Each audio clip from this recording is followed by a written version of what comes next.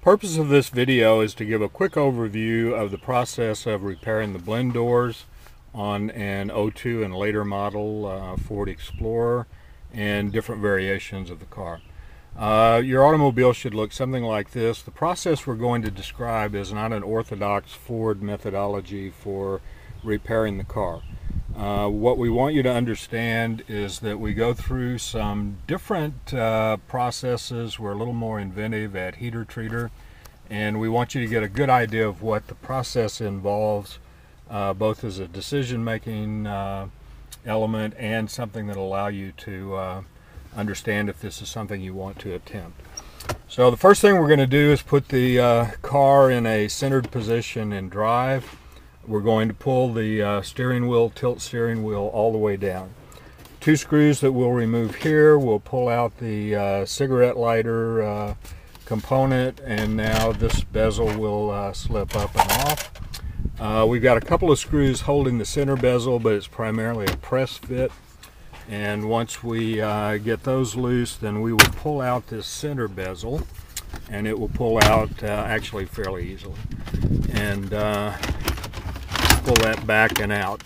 You notice that we've already disconnected the wires on this, but at this point you do need to disconnect the wires.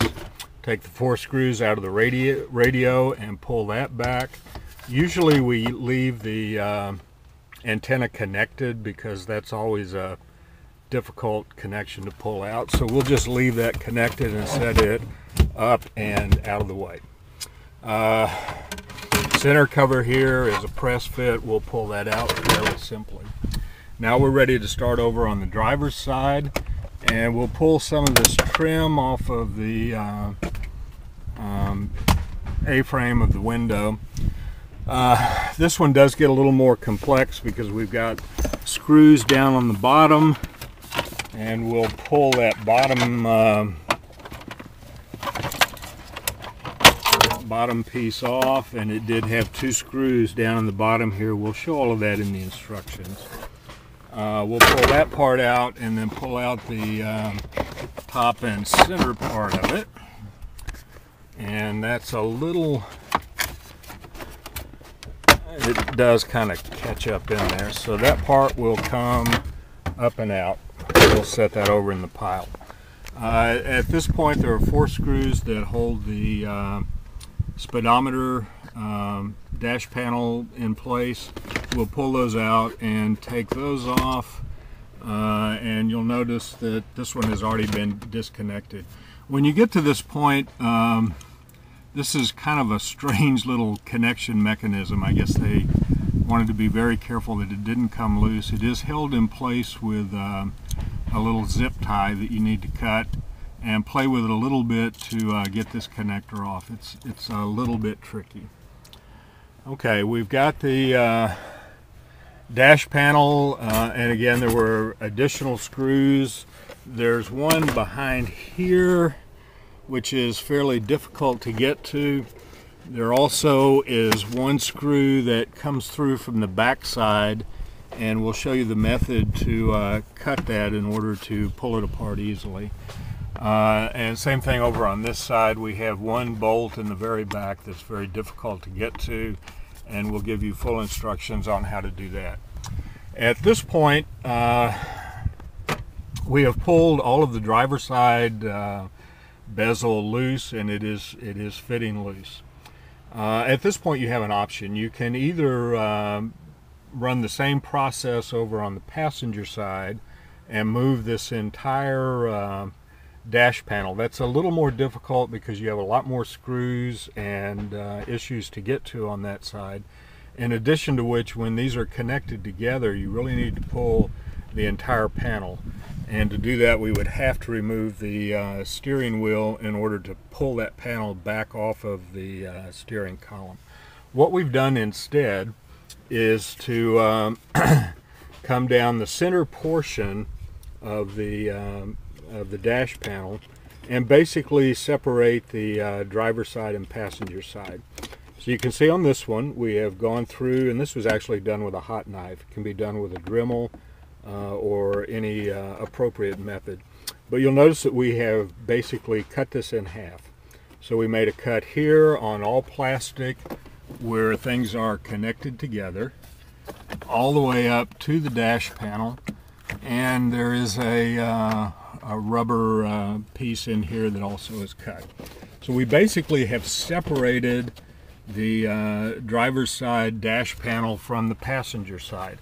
Now all of the panel is cosmetic. This is not a structural function of the Explorer, so there is not a major issue with doing this type of process. And when we reassemble it, we will either hot glue or tape all of these pieces back together. Now note that all of the cuts that we made down the center and separating out the panel, all of those cuts are hidden by trim when we put the car back together. So none of this is going to be visible. Okay, we've gotten that far with it. Now we're going to pull off this bottom piece and get under the driver's side dash. So we've got the bezel loose, and we can now, we're not going to remove this, we can actually pull it enough out of the way to do the job we want to do without having to totally remove it. So let's pull that back. And of course, things don't like to come apart quite as easily when somebody's watching. So you do have to monkey with the bottom of it a little bit here to get it loose. And now this entire panel will pull back.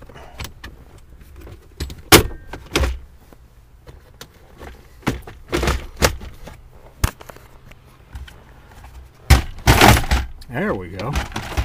And we're actually going to just kind of leave it hanging in this position. This allows us to get to the blend door and do the work we need without having to totally remove the dash. So now when we get under here, you'll see that we pull this panel back out of the way.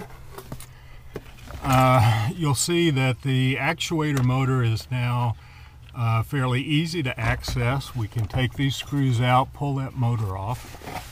There also is a brace here that needs to be removed to get it out of the way. And you've got this little plastic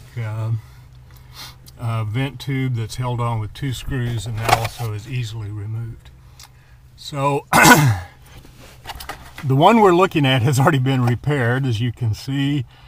We did do a seal with hot glue and then came back over with metal duct tape to make sure that it's fully sealed and back in the original position.